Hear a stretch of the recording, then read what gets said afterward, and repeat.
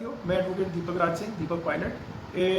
मैं ये वीडियो जो है रमेश खन्ना जी का जो कल वीडियो जारी किया गया है कोर्ट प्रोसीडिंग को लेके, मैं उस संदर्भ में ये वीडियो बना रहा हूँ।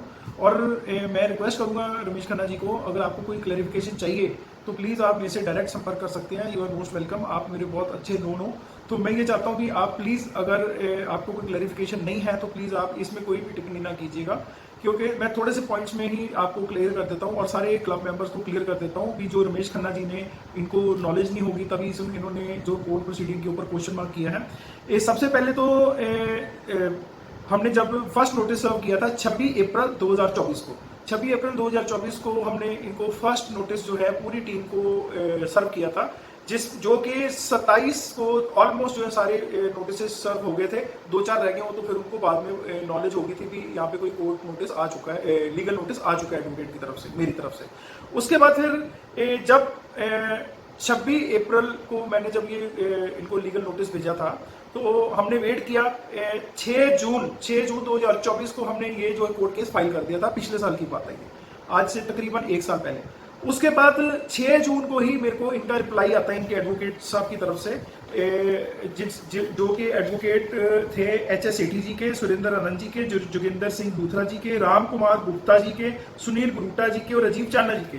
तो 1 महीने के बाद इन्होंने मेरे लीगल नोटिस रिसीव होने के 1 महीने के बाद ही इन्होंने इनके जो लीगल नोटिस का रिप्लाई दिया था एडवोकेट साहब ने, उसमें ये साफ साफ पॉइंट नंबर 4 पे लिखा है, our client have decided to carry out the elections of the club as per law and to hand over the management as well as activities and affairs of the club to other members of the club who are interested to carry out the functioning of the club.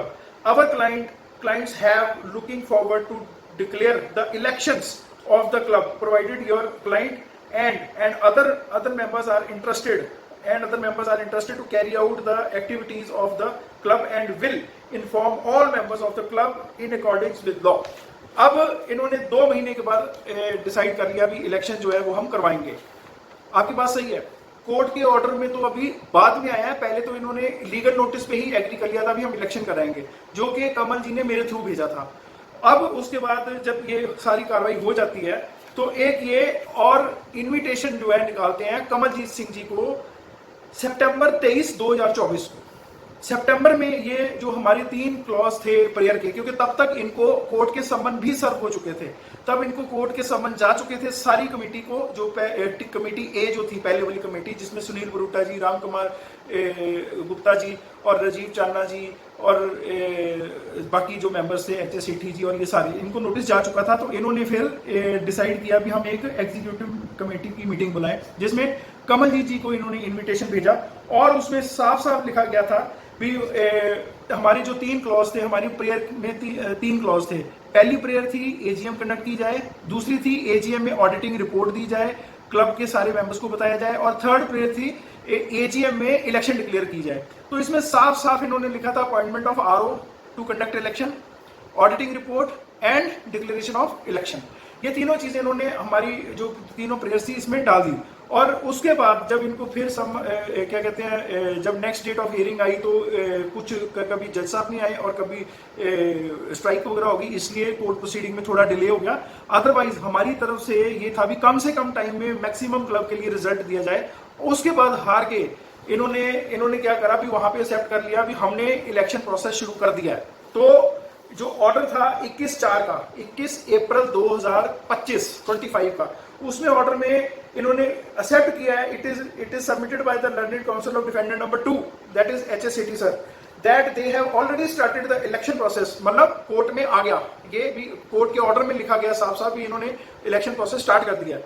Learned Counsel is requested to furnish details in this regard on record within 15 days। मतलब court के record में लेके आओ भी आपने क्या किया। फिर उन्होंने जो AGM की अनाउंसमेंट का वो था इलेक्शन प्रोसेस का, इन्होंने स्टार्ट कर दिया था। उसके बाद फिर 15 days within the direction to supply the copy same to the plaintiff as well, plaintiff मतलब कमलजीत सिंह जी को और साथ में सुबोध वधवा जी को, क्योंकि वो सुबोध वधवा जी एप्लीकेंट थे, 110 की एप्लीकेशन गई थी इम्प्लीमेंट के लिए, जो कि अभी तक एक्सेप्ट नहीं हुई थी। उसके बाद 11/6/2025 मतलब लास्ट मंथ वाली जो था, उसमें क्या हुआ भी इन्होंने, उससे पहले मेरे को इन्होंने इनवाइट कर लिया था क्लब की मीटिंग में, स्पेशल इनवाइट ही गया था मैं, और उसमें मेरे को इन्होंने असिस्टेंट RO जो है अपॉइंट कर दिया था।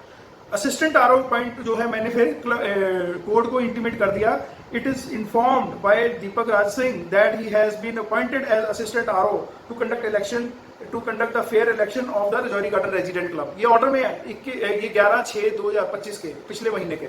उसके बाद लिखा था court is of the opinion that since the counsel of the plaintiff have become the interested party himself, क्योंकि मैं इलेक्शन करवा रहा हूँ तो फिर मेरा इंटरेस्ट तो क्रिएट हो ही गया, क्योंकि मैंने रिपोर्ट जो सारा उसको कंडक्ट करना है। फिर अकॉर्डिंगली हिज वकालतनामा स्टैंड डिस्चार्ज, तो मतलब भी उसके बाद फिर मैं एज ए काउंसिल अपीयर नहीं हो सकता, इसलिए मेरा जो वकालतनामा वो डिस्चार्ज हो गया।